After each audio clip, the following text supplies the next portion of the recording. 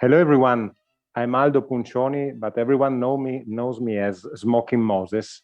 And here I am for this fun interview. Stay with us. This is really funny. It happens a couple of years ago. I received a mail from a customer. I have a cigar shop in Venice. So I received a mail from a customer that say that a couple of weeks before, he was in the shop buying a cigar, a Churchill, just to explain the size of the cigar. And he said that he is smoking. He was smoking that cigar for all these 15 days. And he thought that in a couple of days, he will finish the cigar. And so which kind of new cigar I suggest for him to buy. And it was really amazing because thinking that a guy was smoking a cigar for 20 days, almost the same cigar, only one, and stopping every puff. For me, it was days of laugh in the shop. And when he entered after a couple of days, I tried to explain him that that was not the correct way to smoke a cigar, but but it was really funny. Absolutely. Yes, I think something regarding food. I love foods. I am Italian, so I love foods, and especially sweets. And if you eat in a small quantity, it's still okay. But if you eat too much of them, it's difficult for me. Really, food is the thing that I have to be very careful to eat in a small amount. Otherwise, it's a big problem for my wardrobe. Yes, the oldest thing that I have, and it's a pair of shoes. I think I bought them a couple of days before I finished the university. I have a degree at university, and I use them quite often till now after 22 years. And they are really part of my life. And when I have to attend a particular appointment, when I have an event, something that is important, I always try to use those pair of shoes because they are really part of my life, and there's a feeling between me and them. Yes. First of all, I have to say that probably I will never wake up, because I have an example. 1 or 2 years ago, there was a shooting. They kill a man here in the street behind my house. That is, I think, the first time that it happened in Venice in the history, but it happened 1 or 2 years ago, really just in the street outside my under the window of my bedroom.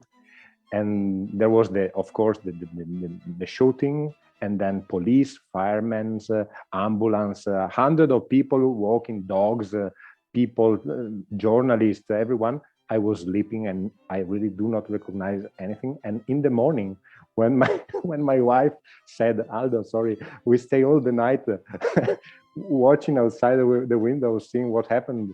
What do you think?" Me, I don't see nothing. I was really sleeping, and but in order to answer the question, probably if I wake up in the middle of the night because I hear something, I will wake up my wife and I say, "Go and check."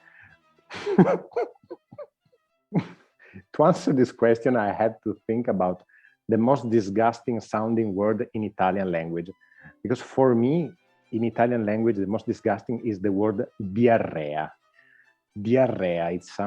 It's not nice even when you pronunciate it. Diarrhea, diarrhea. And so I recognize that this same word exists also in English. So that is my that is my most disgusting sounding word in English. Diarrhea. You're asking this to me because you know that I am Italian and we love food. It's a difficult question, and I would say tagliatelle with truffles. I love tagliatelle with truffles. I organize trips to Piemonte every autumn because that is the season when there are the truffles, and I go there only to eat. Really, it's amazing, and if you don't know it, I suggest to try. Well, I think that I am always covered in four. Let's say I should prefer maybe scales just to change a little bit. And and by the way, I was before having the shop, I was a diving instructor. So being covered in scales may be better if you have to dive or to to stay in the water all the day, as I did before being a tobacco store owner. So it could be nice. Well, I try not to breathe as long as I can, and if I survive, if I don't fall down in coma, well, hopefully Jacobs has gone. But or I drink water, or maybe better whiskey, or no, sorry, only try not to breathe for a little bit. Insects. I saw pictures of my nephew that she was in Thailand, and she ate all the insects that you can imagine: scorpions, spiders, insects that I never, that looks like bugs, and fried. I think everything was fried, and she said that the taste was like chips, potato chips, or small cookies.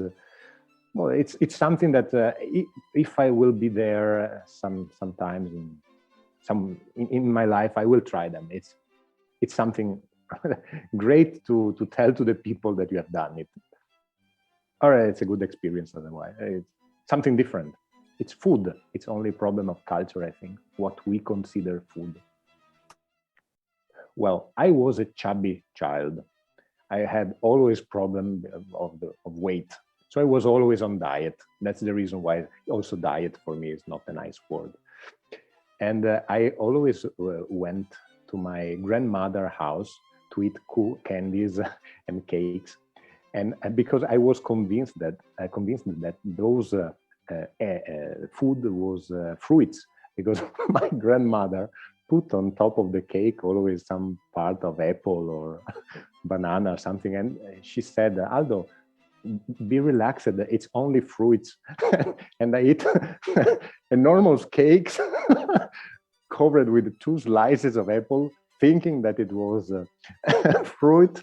And then when I went at home, my mom asked, where have you been? In my grandmother's house. And what did you eat? Fruits? That's the reason probably why I didn't lose lot of weight in those period of time. But really, it was fun.